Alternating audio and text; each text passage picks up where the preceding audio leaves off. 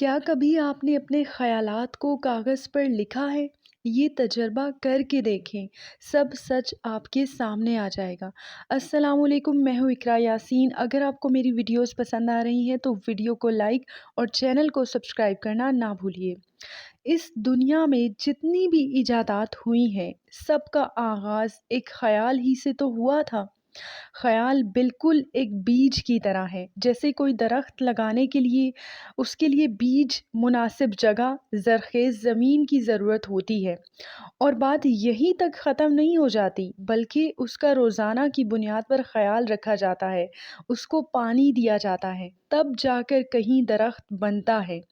بالکل اسی طرح ہمارا خیال بھی ایک بیج یعنی سیڈ کی طرح ہوتا ہے۔ جیسا خیال آپ کریٹ کرتے ہیں، پھر وہی سب آپ کے ساتھ ہوتا چلا جاتا ہے۔ تو دھیان رکھیں، غور کریں کہ آپ سوچ کیا رہے ہیں، کیونکہ یہ خیال بجلی کے جیسی طاقت رکھتا ہے، برق رفتاری سے بھی زیادہ تیز۔ یہ وائبریشن کریٹ کرتا ہے۔ جی ہاں، ہمارے دماغ کی خوراک ہمارا خیال ہی تو ہے۔ خیال اگر تعمیری ہو تو انسان بلندیوں پر پہنچ سکتا ہے۔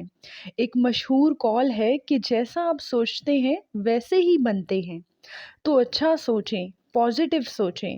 کیا آپ نے کبھی غور کیا ہے، جتنے بھی کام ہم کرتے ہیں وہ سب ایک خیال ہی کا تو رزلٹ ہوتا ہے۔ خیال بیسیکلی ہمارا ان پٹ ہوتا ہے اور ہمارا عمل اس کا آؤٹ پٹ بن کر فزیکل صورت میں سامنے آتا ہے۔ مثال کے طور پر ہم کہیں گھومنے ہم نے جانا ہے تو سب سے پہلے اس کا خیال آتا ہے اور پھر ہم اس جگہ پہنچ جاتے ہیں۔ تمام معاملات سوچ سے ہی شروع ہوتے ہیں۔ اچھا سوچیں، اچھا بولیں۔ زندگی میں ویژن کا ہونا بہت ضروری ہے۔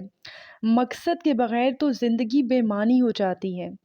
ہم سب ہی اچھی زندگی گزارنے کے خواہش مند ہیں، اس کے لیے اچھا سوچیں۔ کیا کبھی آپ نے اپنے خیالات کو کاغذ پر لکھا ہے؟ یہ تجربہ کر کے دیکھیں، سب سچ آپ کے سامنے آ جائے گا کہ آپ کیا سوچتے رہتے ہیں، اور یہ سب ہوگا جب آپ خود کے ساتھ وقت گزاریں گے۔ اٹھتے بیٹھتے چلتے پھرتے اپنی عادات اور حرکات پر نظر رکھیں، اور جہاں پہ آپ کو لگے یہ کام آپ کو نہیں کرنا چاہیے تھا تو اس کو ٹھیک کرنے کی کوشش کریں۔ یاد رکھیں، ہم دوسروں سے وہی سب شیئر کرتے ہیں جو کچھ ہمارے اندر پڑا ہوا ہوتا ہے، پھر چاہے وہ خوشی ہو، غم ہو، غصہ، حسد، نفرت، ظلم۔ تو امید کرتی ہوں کہ آپ سمجھ رہے ہوں گے۔ مجھے اپنی دعاؤں میں یاد رکھیں، خوش رہیں، خوشیاں بانٹتے رہیں۔ پھر